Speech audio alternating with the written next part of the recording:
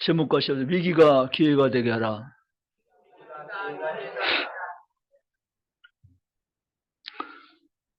사무엘상 17장 말씀은 다윗과 골리앗의 전투를 우리에게 소개해 주고 있습니다. 결과는 다윗의 대승리로 전쟁의 막은 내립니다. 그러나 그 사이에 일어난 사건들 몇 가지 교훈을 같이 얻게 되어집니다. 본문 보면 블레셋 사람들이 그들의 군대를 모으고 싸우고자 하여 소고에 진쳤다라고 말씀하고 있습니다. 엘라 골짜기 맞은편 소고에는 블레셋 군대 진영이 자리를 잡았습니다. 그 건너편에는 엘라 골짜기라는 이름을 가진 그 골짜기에는 이스라엘 진영의 사람들이 전쟁을 대비하며 마주 서 있었습니다. 그런데 이 전쟁의 시간이 길게 가는 것을 보게 되어집니다. 사실 이 전쟁에서 골리앗이 전열을 정비해서 쳐들어오면 속수무책인데 어쩐 이유인지는 확실히 모르지만 전쟁에 대한 여운은 감돌지만 실제 전쟁은 일어나지 않고 있는 그 상황이 계속되어집니다. 그런데 이 상황은 오히려 사울의 피를 말리는 상황입니다. 사울은 골리앗이 너무 두려웠어요. 사울은 골리앗 때문에 스트레스가 극에 달했습니다. 전전긍긍했습니다. 사실 사울도 어떻게 보면 전쟁의 명장입니다. 수많은 전쟁에서 승리를 맛봤던 사람이 사울입니다.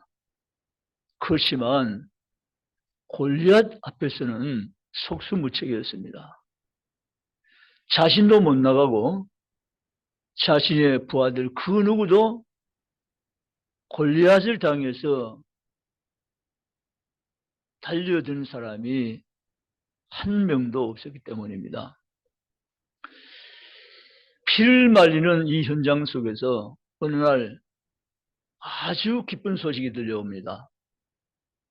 그 소식은 골리앗을 맞서 싸울 용사가 있습니다라는 소식입니다. 이 소식이야말로 사울왕에게는 복음이었습니다. 그를 내게로 데려오라. 그래서 다윗이 사울왕 앞에 서게 되어집니다. 순간 사울왕은 내가 속은 것인가? 어찌 꼬맹이가 내 앞에 왔단 말인가? 실망했습니다. 그래서 이렇게 다윗에게 사울이 이야기합니다. 골리앗은 전쟁에 능한 장수이고 너는 어리니 전쟁에 나갈 수 없다 하고 이야기합니다. 자, 이때 다윗이 그럼 그렇게 알고 종은 물러가겠습니다. 이렇게 하는 것이 맞을 것 같은데 의외로 그렇지 않습니다. 다윗의 눈은 빛이 났습니다. 다윗의 음성에는 힘이 배어 있었습니다. 다윗이 이렇게 말합니다. 저를 골리앗에게로 보내소서. 저는 사자와 곰에게서 양떼를 지킨 자입니다. 그 사나운 짐승들이 양떼를 집어 삼키려고 덤벼들 때 나는 사자의 수염을 잡고 사자의 입을 찢어버린 사람입니다. 왕이여, 두려워하지 마시고 나를 다윗에게로 보내소서라고 합니다. 여러분, 골리앗에게로 보내소서라고 합니다. 여러분, 사울왕은 다윗의 이야기를 듣고 감동을 받게 되어집니다. 그러고 감동받은 사울은 다윗에게 압도됩니다. 다윗의 그 용맹스러움에, 그 용감함에, 그 다윗의 말하는 그 말의 건세에 사울은 눌림을 당하고 제압을 당합니다. 그런데 한 가지 다윗이 한 결정적인 말이 있습니다. 하나님이 함께 하시면 우리가 능히 이기리이다. 아멘. 사울은 극심하게 받았던 스트레스가 일시에 해소됨을 느끼고 소망을 가지게 되어집니다. 좋다. 그럼 너가 전쟁에 나아가라고 명령 내립니다. 다윗은 사울 왕의 제가를 받고 전쟁에 드디어 참전하게 되어집니다. 그런데 여기 보면 사울에 대해서 자세히 나오는데 사울은 어떤 사람인가? 성이 보니까 사울의 키는 6규빗 한 뼘이라고 했습니다. 이 말은 사울의 키는 3m가 넘는 키다 그 말입니다. 여러분 우리의 키에 골리앗의 키를 한번 대조를 해보죠. 얼마나 차이가 날까요? 많은 차이가 나겠죠. 3m가 가까운 키, 3m 전후의 키입니다. 규빗이란 말은 이 손끝에서 여기까지가 규빗입니다. 사람 팔 길이에 따라서 차이이기 때문에 정확도는 떨어지지만 거의 3m 전후의 키다 그 말입니다. 자, 그런 키를 가진 사람이고 그가 입은 갑옷은 57kg이고 그가 든 창은 7kg이고 그가 단창을 여기 차 있고 그는 온몸에 무장 갖춘 위대한 장수였습니다. 그리고 그 다윗 앞에 서 있는 사람은 10대 소년이었습니다. 전쟁에 능한 장수와 철갑으로 무장한 장수와 맨몸으로 뛰어든 10대 소년 다윗 누가 이기겠습니까? 그냥 보면 누가 이깁니까? 아니 결과 가지고 하지 마시고 누가 이깁니까? 상식적으로 우리가 지금 신앙까지 대입하지 마시고 상식적으로 누가 이깁니까? 골리앗이 이기죠. 게임이 안 되죠. 자, 그런데 여기 우리가 중요한 하나의 첫 번째 교훈이 있습니다. 이 전쟁 현장에서 우리가 첫 번째 가진 교훈은 사울은 골리앗은 보았지만 하나님을 보지 못했다는 것이고 다윗은 골리앗에 대해서는 잘 알지 못하지만 하나님에 대해서 분명히 알고 있었다라는 게 첫 번째 교훈입니다. 저와 여러분은 인생을 살면서 사울처럼 살지 않기를 원하는 줄 생각합니다. 다윗처럼 살기를 원합니다. 사울은 많은 것을 알고 있는 사람이고 사울은 왕이었고 사울은 골리앗에 대해서 너무 많이 알고 있었습니다. 그러나 사울은 골리앗은 알지만 하나님은 몰랐습니다. 그 다윗은 골리앗은 엘라 골짜기에 가서 처음 봤고 골리앗 누군지를 몰랐지만 다윗은 하나님을 알고 있었습니다. 여러분은 하나님을 아는 자 되시기 원합니다. 세상을 아는 것보다 하나님 아는 것이 우리의 더 귀하고 복된 것임을 믿으시기를 주의 이름으로 원합니다. 다윗은 하나님을 아는 자이기 때문에 골리앗이 어떤 사람이 상관없이 담대히 하나님 아는 지식을 가지고 믿음을 가지고 골리앗 앞에 도전하며 뛰쳐나갈 수 있음을 믿으시기를 주의 이름으로 원합니다. 실제 이제 골리앗이 전쟁에 참여해 보았는데요. 하나님 이름을 능멸하고 모욕하는 블레셋 장군 골리앗을 다윗이 쳐다보았습니다. 쳐다보니까 정말 소문들었습니다. 엄청난 키에 큰 덩치에 완전 무장을 갖추고 빈틈이 없어 보이는 골리앗이었습니다. 긴 칼을 들고 있었고 창각칼을 가지고 있었고 여기는 단창을 차고 있어가지고 여차하면 단창으로 던져가지고 상대 제압할 수 있는 기술까지 가진 엄청난 기력을 가진 장수였습니다. 빈틈이 안 보입니다. 그렇습니다. 이것이 바로 다윗 앞에 보여진 사울의 완전 무장한 모습이었습니다. 골리앗의 완전 무장한 모습이었습니다. 그러나 다윗은 그 위대한 장군 앞에서 그의 허점을 보았습니다. 여러분, 다윗이 사자가 덤벼들 때 다윗은 제구를 가지고 물맷돌로 사자의 아주 정통 머리에 명중시켜서 사자를 꼬꾸라뜨린 경험을 이미 확보한 사람입니다. 생각해 보시오. 사자가 맹수입니다. 만약에 돌을 던졌는데 돌이 좌우로 날아가 버리고 잘못 날아가거나 잘못되면 여지없이 사자는 덤벼들어 다윗을 집어삼킵니다.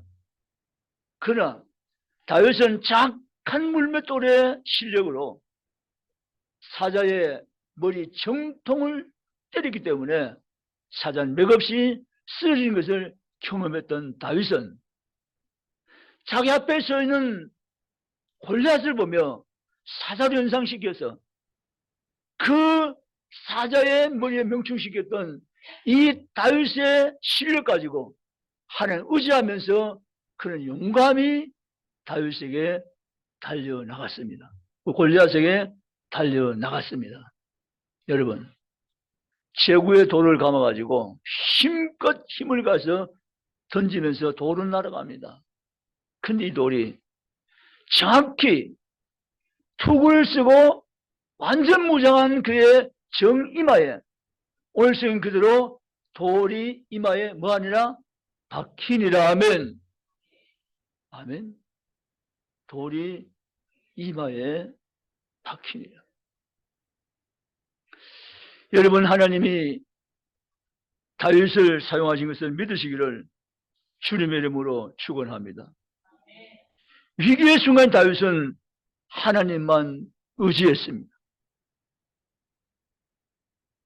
아무도 골리앗을 이긴다고 생각하지 못하는 그때, 아무도 도와주는 없는 그때 다윗은 하나님 도심을 믿고 그 골리앗 앞에 대항하여 달려간 그 다윗, 그의 손은 제군 하나님이 쓰시고 골리앗을 넘어뜨린 것을 믿으시기를 주의 이름으로 원합니다.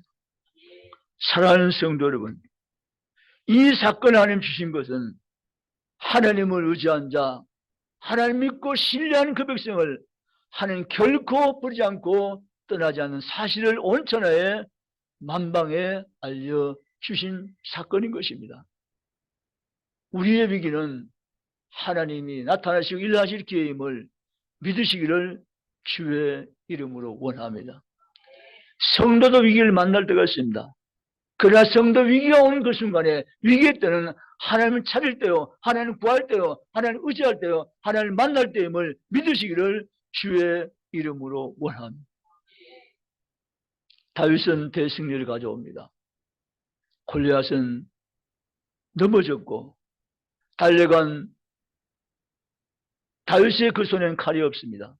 그래서 성경 사무엘상 17장 말씀대로 다윗이 골리앗의 칼을 칼집에서 빼내서 그 골리앗을 목을 베어서 성전가를 울립니다. 여러분, 두 번째 교훈은 뭔가 하면 우리 인생을 살다가 위기를 만날 수 있습니다.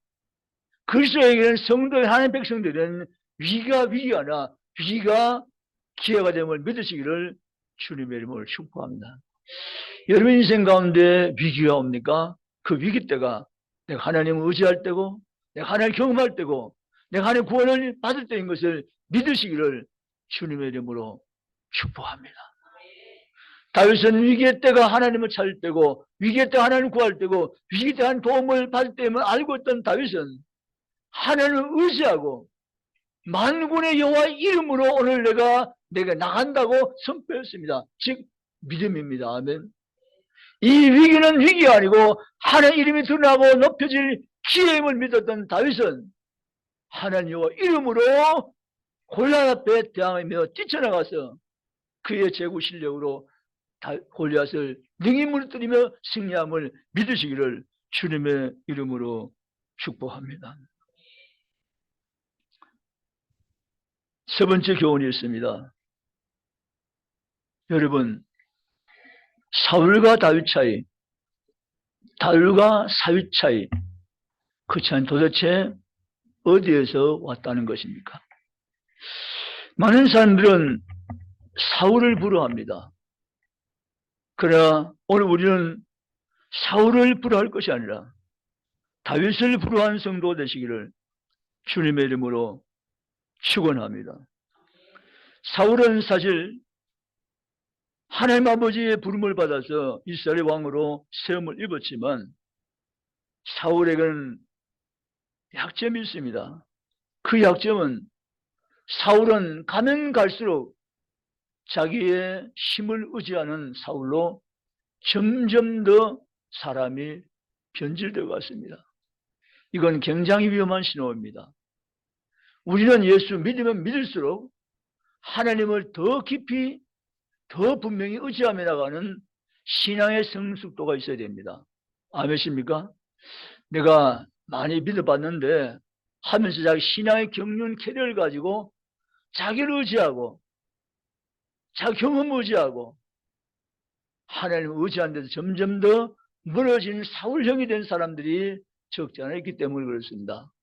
우리는 시간이 갈수록 신앙의 연륜이 쌓일수록 오직 우리는 더 작아지고 하나님을 더 높여지며 하나님을 더 의지하며 다윗간 신앙으로 승부를 면해가는 성도가 우리 모두가 되시기를 주님의 이름으로 축복합니다. 우리는 우리를 자꾸 높이려 합니다. 그게 인간의 본성이에요. 내 이름이 왜 소개 안 되냐고 말합니다. 그러나 진짜 신앙인들은 그렇게 하지 않습니다. 진짜 신앙인들은 세월이 갈수록 신앙의 연륜이 더 쌓일수록 자기를 숨겨버립니다. 자기는 낮아집니다. 자기를 비워냅니다. 그 자리에 주님만이 계시기 원합니다. 주님만이 높아지기 원합니다. 자기는 보이지 않고 오직 구속한 주님만 바라보는 것이 축복임을 그들은 알고 있기 때문인 것입니다. 아멘. 바로 다윗이 그랬습니다. 다윗은 시간이 갈수록 세월이 지나갈수록 다윗은 하나님만 높였습니다. 하나님만 의지했습니다. 하나님만 바라보았습니다. 그런데 사울은 세월이 지나갈수록 자기가 점점 더 커졌습니다. 자기가 점점 더 돋보였습니다. 자기를 위해서 자기 이름을 위해서 기념비를 세웠습니다. 갈수록 사울은 자기를 더 크게 만들어갑니다. 이건 많은 사람이 원한 것이지만 이건 실패 지름길입니다. 사랑하는 성도 여러분, 나를 숨기고 나를 작게 만들고 나를 비워내고 주님의 이름이 높아지며 주님만 나타내며 주님만 더 커지는 삶이 살아갈 때 그 삶이 나를 지켜주며 나를 날마다 승리케 만들며 하나님과 드러나게 만든 것을 믿으시기를 주님의 이름으로 축복합니다. 전쟁이 끝난 다음에 이스라엘 여인들은 노래를 지었습니다. 무슨 노래요? 사울은 천천히요 다윗은 만만히로다. 그런데 3절이 없는 것이 큰 실수입니다. 3절요 3절. 3절이 뭡니까? 아는 분. 퀴즈. 3절이 뭔지를 아는 분. 아니 3절 알 것 같은데 여인들은 1절과 2절은 잘 불렀는데 3절 그만 빠뜨린 바람에 큰 문제가 되었습니다. 3절이 뭡니까? 예? 하나님은 10만? 예. 예. 예, 3절이 이렇습니다. 사울은 천천히요. 다윗은 만만이라. 그러나 다윗의 왕은 사울이로다. 이게 3절이에요. 다윗의 왕은 사울이로다. 이게 3절입니다. 근데 이거 빠뜨렸어요. 다윗이, 오늘 결혼 성경처럼 다윗이 그날 이후로 연대의 소리를 들은 그날 이후로 다윗은 이 사건을 마음에 두고 평생에 다윗을 죽이려고 삶을 살아갔다고 성경은 말씀하고 있어요.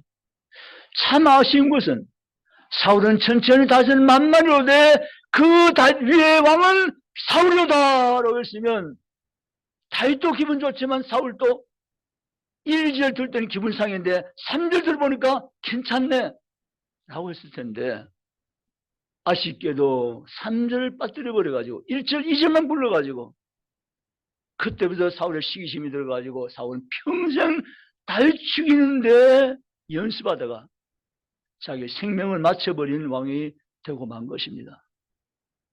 사랑하는 성도 여러분, 왜 그랬을까요?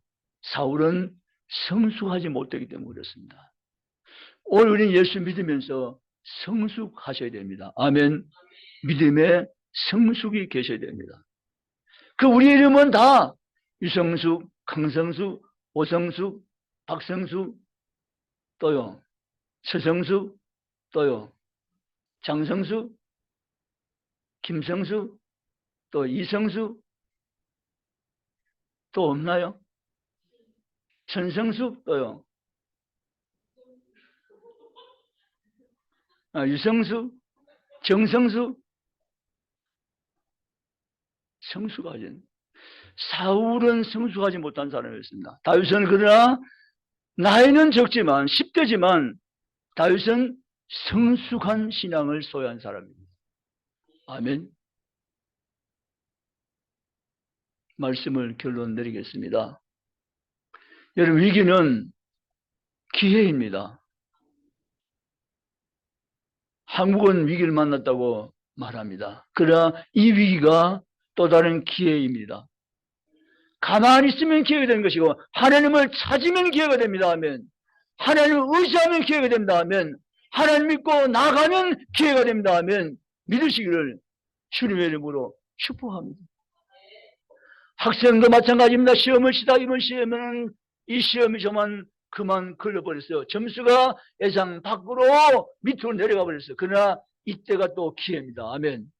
다시 자기 돌아보면서 하나님 의지하면서 기도하면서 더 열심히 해서 다음번에 이 위기를 넘어가고 기회가 만들어지는 것이다. 아멘. 모든 삶에는 단지 원리는 똑같습니다. 아멘. 위기는 기회라는 것입니다. 가만히 있어 기회가 아니라 하나님의 얼굴을 구하며 하나님 의지하며 이 위기가 기회되면 믿고 죽겨로 나가면 하나님 위기를 기회로 만들어서 승리케 하시고 영광 받으시면 믿으시기를 주님의 이름으로 축복합니다. 그러므로 사는 성도 여러분, 우리가 피차간에 함께 가족 구성 살면서 당시 어려움 당하면 괜찮아 여보, 위기는 기회야, 하나님 도와주실 거야라고 말할 수 있는 내조가 되시기를 주님의 이름으로 원합니다. 우리 아직 공부를 잘못하거나 뭐 실수가 있으면 괜찮아, 이 위기가 기회 될 거야, 하나님 너를 도와주실 거라고 말할 수 있기를 주의 이름으로 원합니다.